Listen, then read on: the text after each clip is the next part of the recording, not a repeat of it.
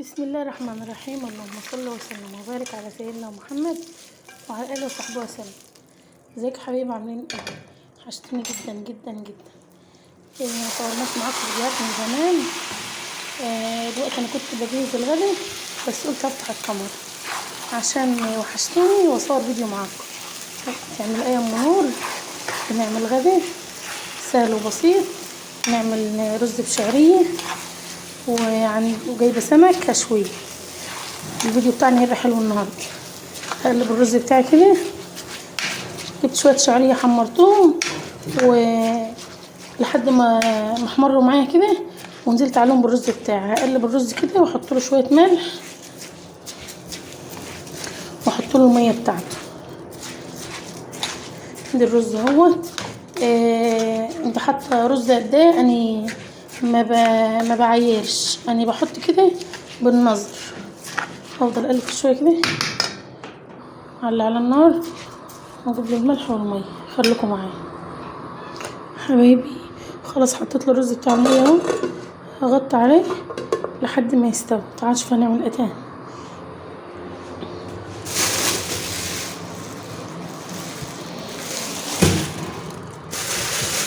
دي سمك انا جايباه من على الطريق، طلعت دلوقتي رحت جبته وجيت.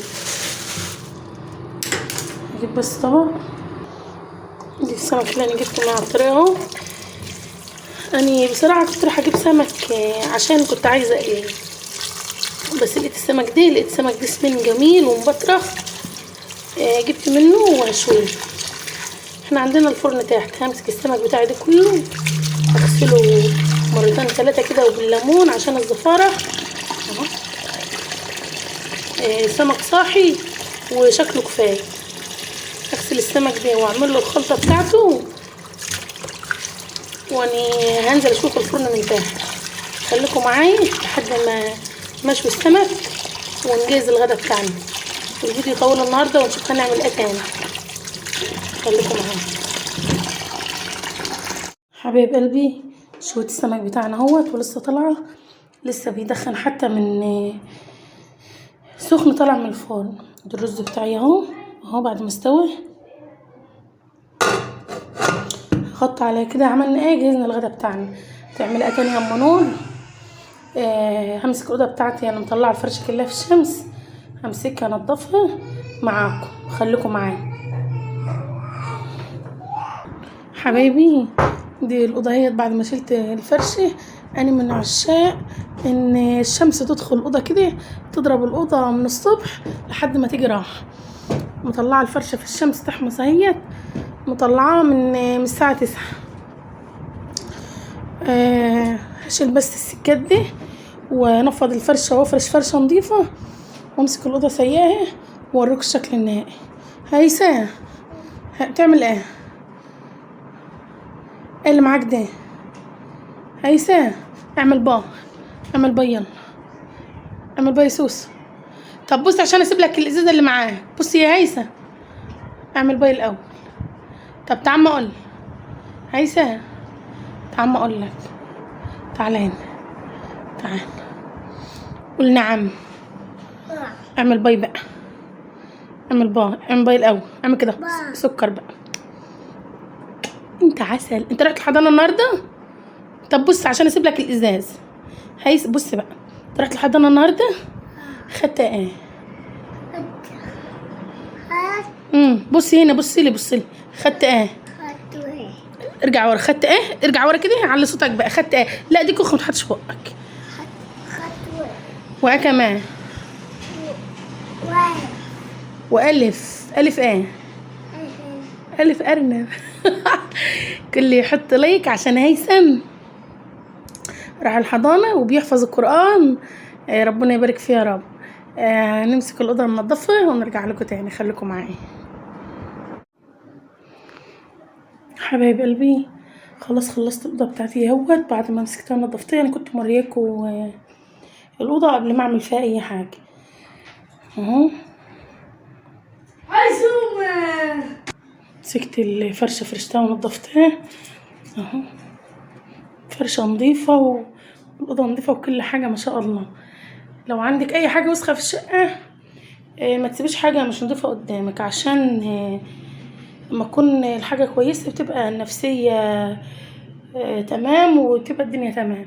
مسكتك الحاجه مسحتها ونضفتها زي ما انتم متعودين معايا.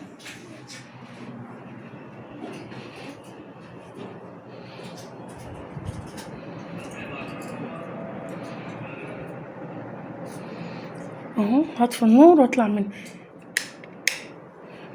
خليكم معايا حبايبي.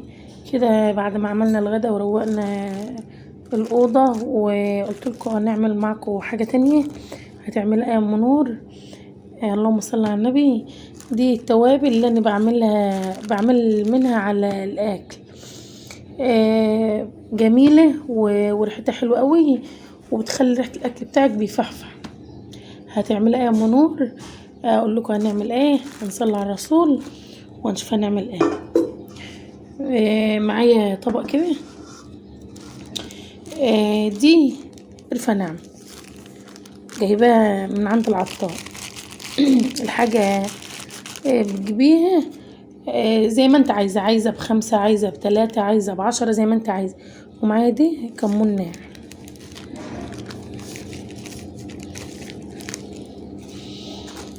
ودي كزبرة ناشفة،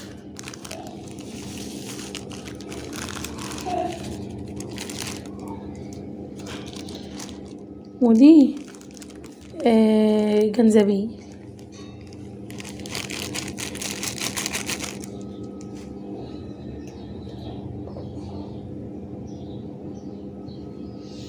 ومعايا دي معلقتين بصل بودر وتوم بودر. دي كان عندي يعني ما اشتريتوش. ودي فلفل اسمر.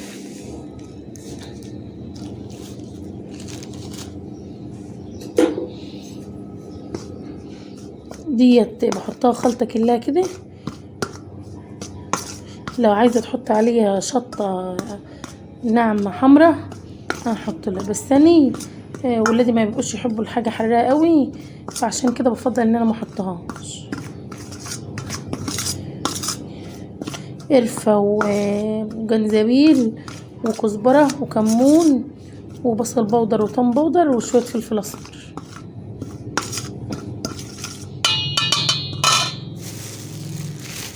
ومعايا هنا ملح ناعم اهو افضيه.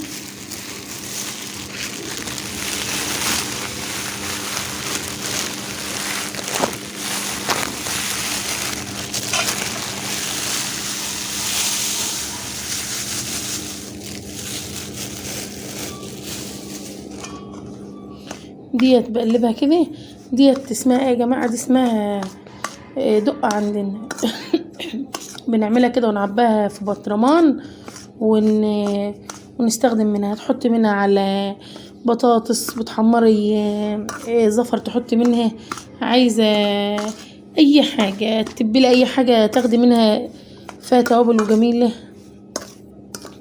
اهي. ريحتها جميله جميله جميله ما شاء الله.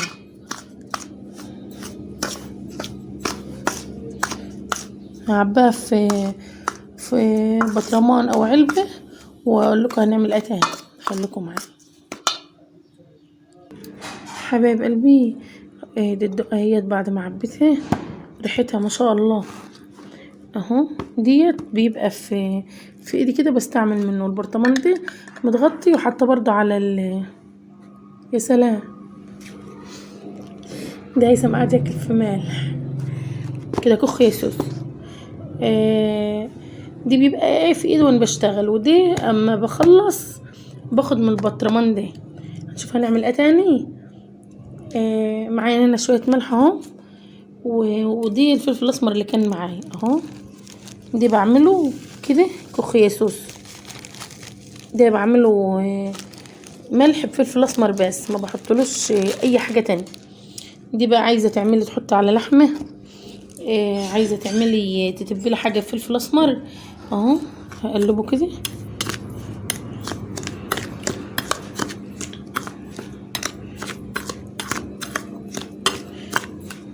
جميل برضو وريحته حلوه. لو انت مش عايزه تحطي اي توابل ولا اي حاجه في الاكل وتحطي ملح وفلفل اسمر، بيغني عن اي حاجه.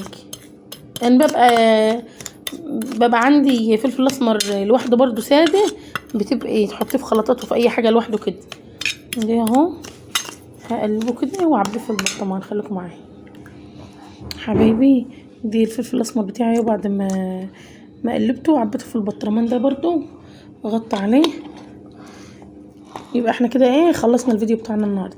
حاجه بسيطه، عملنا ايام منور، عملنا الغدا معاكم وروقنا الاوضه الكبيره بتاعتنا وعملنا توابل بريحه جميله قوي.